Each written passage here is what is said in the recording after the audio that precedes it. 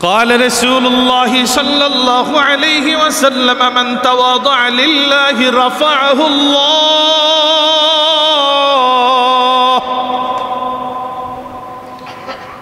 যে বিনয় অবনত হবে, যে মানুষের কাছে নরম হয়ে যাবে, মানুষের কাছে একদম নিজেকে বিলিয়ে দিবে, মানুষের কাছে ছোট হয়ে যাবে, প্রতিপক্ষের কাছে নিজেকে একদম ছোট বানিয়ে ফেলবে, তো নবী বলেন এই মানুষটাকে সমাজে উঁচু করার দায়িত্ব, বড় বানানোর দায়িত্ব আল্লাহ তাআলার।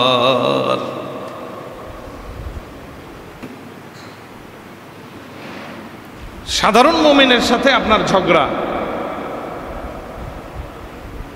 আল্লাহ তাআলা আপনার ইবাদত কবুল করতে চান না। এজন্য মুমিন তো সেই নিষ্কলুষ মুমিন, সাচ্চা মুমিন তো সেই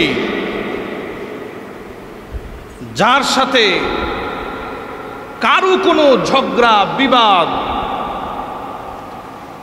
হিংসা বিদ্বেষ রেষারেষি থাকবে না, সেই তো মুমিন।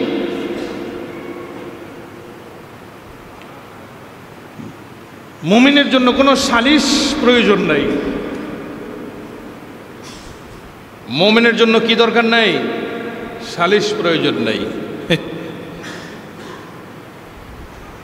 বলে মুমিন হইছি এই জন্য এত ঠেকা,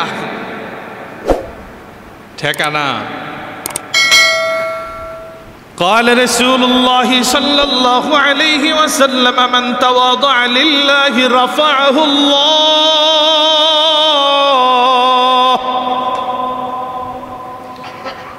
যে বিনয় অবনত হবে, যে মানুষের কাছে নরম হয়ে যাবে, মানুষের কাছে একদম নিজেকে বিলিয়ে দিবে, মানুষের কাছে ছোট হয়ে যাবে,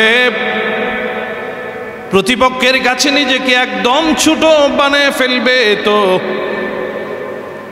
নবী বলেন এই মানুষটাকে সমাজে উঁচু করার দায়িত্ব, বড় বানানোর দায়িত্ব আল্লাহ তাআলার।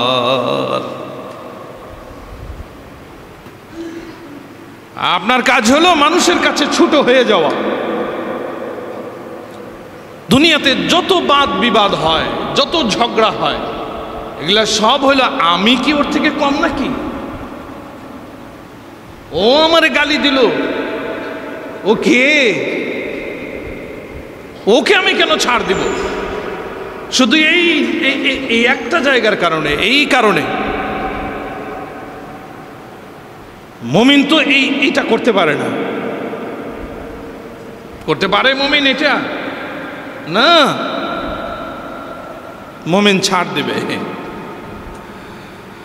মুমিন কি করবে? ছাড় দিবে। আর যদি ছাড় দিতে পারে, নবী বলেন যে মুমিন ঝগড়ায় প্রতিপক্ষকে ছাড় দিয়ে ঝগড়া থেকে নিজেকে দূরে রাখবে,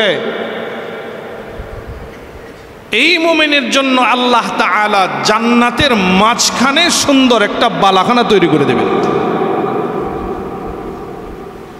সবাই এদিকে তাকায় থাকবে, কি ব্যাপার? জান্নাতের মাঝখানে এত সুন্দর বাড়ি, এত সুন্দর বালাখানা, এটা কার জন্য রে? কার জন্য এটা? বলে বাজারের চৌরাস্তার মাঝখানে এই লোকটাকে একটা মানুষ খুব গালি দিছিল,